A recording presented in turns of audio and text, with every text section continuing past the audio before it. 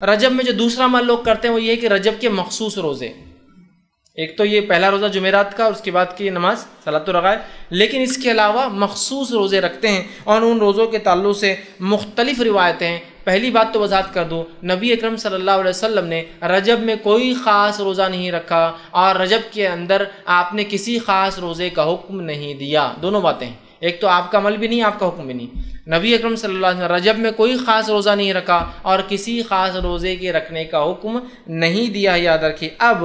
جو لوگ یہ روایتیں بیان کرتے ہیں رجب کے روزوں کی، وہ سب من گھڑت، یاد رکھیے۔ امام نووی رحمہ اللہ نے ایک بہت اچھی بات فرمائی، جب بھی کسی حدیث کو ایسے دیکھو جس کے فضائل بہت ہی زیادہ ہو رہے ہو، یا محدثین کے اقوال ایسے موجود ہیں کہ جب تم دیکھو کہ کسی حدیث میں یا کسی عمل کے بہت زیادہ فضائل پتہ چل رہے ہو، تو جان لو کہ یہ فضائل من گھڑت ہے، یا وہ حدیث من گھڑت ہوگی، صحیح روایتوں کے مقابلے میں۔ یاد رکھیے صحیح روایتیں، جیسا مثال کے طور پہ شب قدر کی فضیلت کیا ہے؟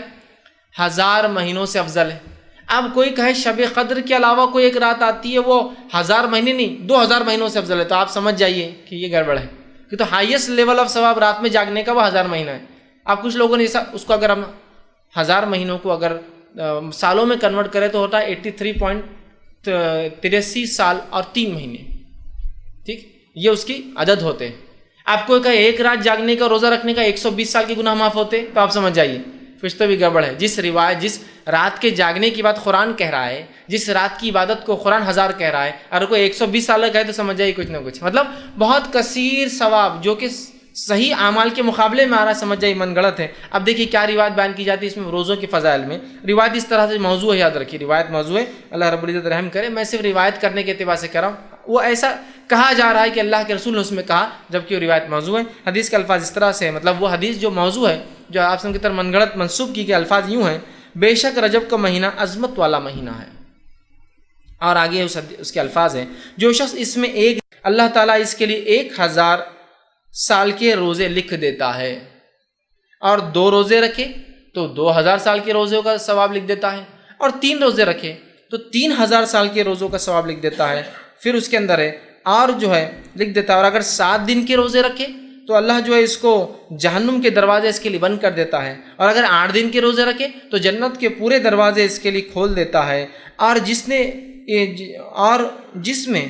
سے چاہے جنت میں تاکہ وہ داخل ہو جائے۔ اور جو شخص 15 دن کے روزے رکھے، اس کی برائیوں کو نیکیوں میں تبدیل کر دیا جاتا ہے، اور ایک منادی دینے والا آسمان پہ اعلان کرتا ہے: اللہ تعالیٰ نے تمہاری مغفرت کر دی، اب تم نئے سرے سے عمل شروع کرو، ٹھیک ہے۔ اور جو شخص اس میں زیادہ سے زیادہ روزے رکھے، اللہ تعالیٰ اس کو زیادہ سے زیادہ عطا فرماتا ہے۔ یہ روایت موضوع ہے اور من گڑت ہے۔ امام الجوزی نے اپنی موضوعات، اپنی کتاب الموضوع کے اندر اس کو روایت کیا، اور اکثر محدثین نے اس کو اپنی موضوعات کے اندر روایت کیا کہ یہ روایت صحیح نہیں ہے۔ یہ تو 1000 دن کے روزوں کا ثواب بتایا جا رہا ہے، 2000 دن کے روزے، مطلب 30 دن رکھ لیا تو 3000 ہو گئے، یا 29 کا دن آتا 29000، اللاجیکل بات ہے۔ اس لیے کہ دیگر اعمال پہ، شب قدر پر یا رمضان کے روزوں پر یہ فضائل کی بات نہیں آ رہی، یاد رکھیے۔ اسی لیے میں نے کہا کثرت سے جب فضیلتیں آئی کسی چیز میں بہت زیادہ جو صحیح کے مقابلے میں ہو، تو سمجھ آئیے کچھ نہ کچھ گڑبڑ آ رہی ہے اس کے اندر، ٹھیک ہے۔ تو بہرحال دیکھیے کس قسم سے بات آئی ہے، یاد رکھیے یہ تمام چیزیں جو ہے موضوع ہے۔ اسی طرح اس میں ایک خاص نماز کا بھی تذکرہ آتا ہے روزے کے ساتھ، کہ روزہ رکھے اور نماز پڑھے، وہ اس طرح سے بیان کیا جاتا ہے، اور یہ بھی روایت موضوع ہے، جھوٹی ہے، لیکن لوگ عمل کرتے ہوئے کیا ہے، حدیث کو ایسا بیان کیا جاتا ہے جو کہ جھوٹی ہے: جو آدمی رجب میں 1 دن کا روزہ رکھے، اس میں 4 رکعت اس طرح پڑھے کہ پہلی رکعت میں سورہ جو ہے فاتحہ کے بعد جو ہے 100 مرتبہ آیت الکرسی پڑھے، اور پھر دوسری رکعت میں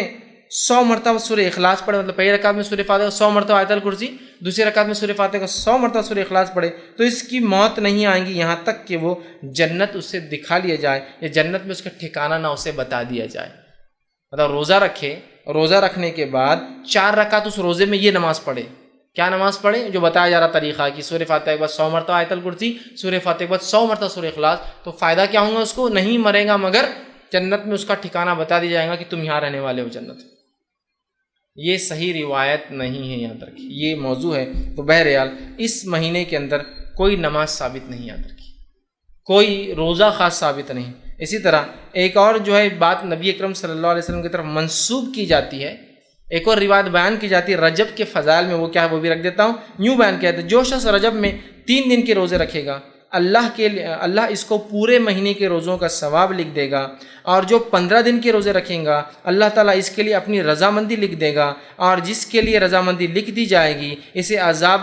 نہ دے گا، اور جو پورے مہینے کے روزے رکھیں گا اسے اللہ تعالیٰ آسانی سے اس کا حساب کر لیں گا۔ یہ روایت بھی صحیح نہیں ہے، لہٰذا ہمیں پتہ چلا رجب کے اندر کوئی بھی عمل نماز کے معاملے میں سنت سے ثابت نہیں، خاص کوئی بھی عمل روزے کے تعلق سے خاص سنت سے ثابت نہیں۔